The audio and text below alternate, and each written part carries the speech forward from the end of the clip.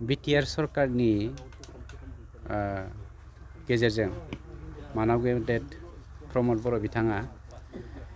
थांनाय 17 बोसोराव जोंनि हारि माहारिनि गेजेराव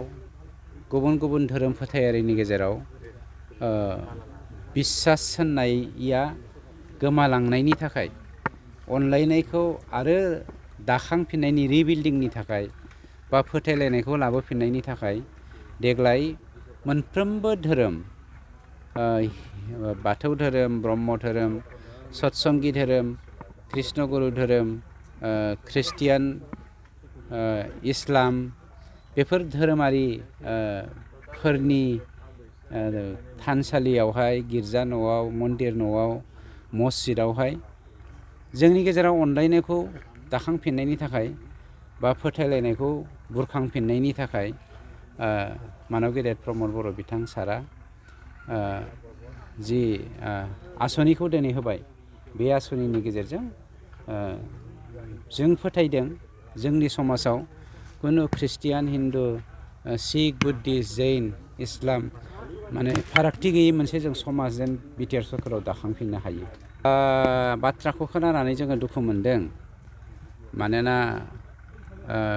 जोंनि गेजेराव जोंनि सरकारा मानव गेदेर प्रमद बर' बिथांनि दैदेननायाव बा बानजायनायाव जोङो सान्तिखौ दिनै गायसननो हाबाय। सान्तिखौ गायसननो हानाय गायसननायखौ बा सान्तिखौ लुबैयो जोंनि गेजेराव माखासे सुबुंफोर दङ आरो बेवहाय जोङो सानो बेवहाय माखासे पलिटिकेल राजखान्थियारि दैदेनगिरिफोरनिबो आखाइ थागोन नामा होननानै। मानोना मैयानि जा घटना बे घटनाया एसे गोबाव जाबायमोन दुर्गा फुजानि सिगांनिनो घटना होननानै जों खोनादों आरो बिथाङा साधारन मोनसे हानि सिमानि बाथ्राखौ लानानै एटेम्प्ट टु मार्डारसिम सासे UPPL नि सापर्टारखौ बिथांमोना थांदों बे व्यक्तिया आरो बिथाङा एक्स BLT मोन आरो बिथाङा BPF दोलोनि चिरां जिल्ला BPF दोलोनि सासे गोख्रों मावथिमोन। गतिके जों बेखौनो होननो नागिरदों राजखान्थियाव दङ होननानै बा सोरबाया मोनसे समाव माबा मोनसे मोनथायनि बाथ्रा लानानै हारिनि थाखाय नांदोंमोन होननानै इलिगेलि आर्म्स लानानै दिनै समाजनि गेजेराव बिशृंखला सृष्टि खालामनो नागिरदोंबा सोरबा राजखान्थिगिरिनि आखाइ थायाथों मानो जों बेखौ खिन्थु निमाहा खालामा। बेखौ आसाम पुलिसा बा जोंनि पुलिस प्रसासना एक्सन लानायखौ खोब गोजोननाय मोनदों आरो बिथांजों लोगोसे सोरबा दंबावोब्ला बिनि सायावबो एक्सन लानांगौ होननानै आसाम पुलिसखौ आं सरकारनि जानानै बा बिटिआर सरकारनि जानानै आं डिमान्डसो खालामबावदों। बिटिआरनि EM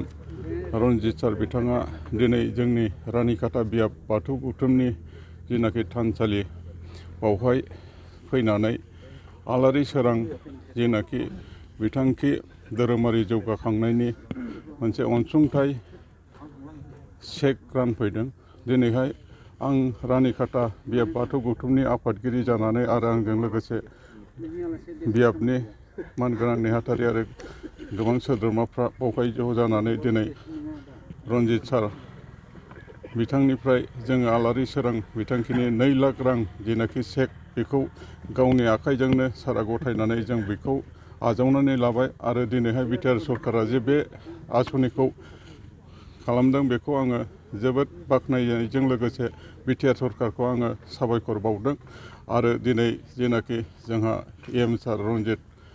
बिथाङा फैनानै जोंनो चेकखौ गथायनायाव आं गोजोननाय मोननानै बिथांनिसिमबो आङो आंनि गोसो सिंनिफ्राय गाहाम हामलायथि आरो बरायनायजों आङो बिथांखौ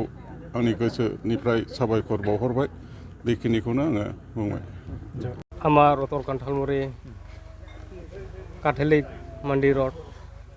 আমাক সহায় কৰি দিছে যে আগত BPF-ত থকা সময়ত 17 বছৰ চলিছে একো দিব নোৱাৰে। এতিয়া আমি UPPL চৰকাৰক আমাক সহায় কৰি দিছে গীৰ্জা ঘৰ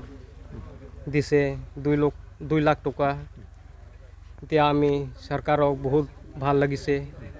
আমাকে সহায় কৰি দিছে।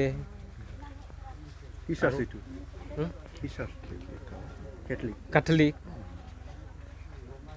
গাঁও বুলি কয় আপোনাৰ উত্তৰ কান্থালমুৰি। আৰু কি অভাৱ আছে আপোনালোকৰ হ'বলগীয়া চৰকাৰৰ ফালৰ পৰা হ'বলগীয়া আপোনালোকৰ গাঁও উন্নতিৰ কাৰণে কি অভাৱ আছে? আমার নদীর যে স্টুডেন্ট আহা যাহা না আমি গীৰ্জাত আহিবৰ কাৰণে অলপ কষ্ট হৈ আছোঁ যে নদীৰ দলং নাই ৰাস্তাৰ কাৰণে স্কুল কাৰণে বহুত প্ৰব্লেম হৈ আছে যে ষ্টুডেণ্ট কাৰণেও সৰু সৰু পোৱালি দলং বাঁহৰ দলং দি বাচ্চাঞ্চ কৰি দিলে আৰু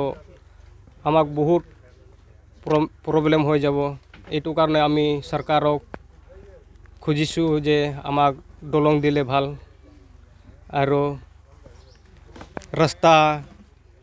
এইকেইটা ভালকৈ আমাকে চালে আমি চৰকাৰক ভাল লাগিব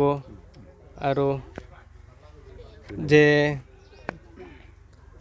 সব ষ্টুডেণ্ট আৰু গৰীব দুখীয়া মানুহৰ কাৰণে ভালকৈ দেখিলে আমি চৰকাৰক ধন্যবাদ দিব পাৰোঁ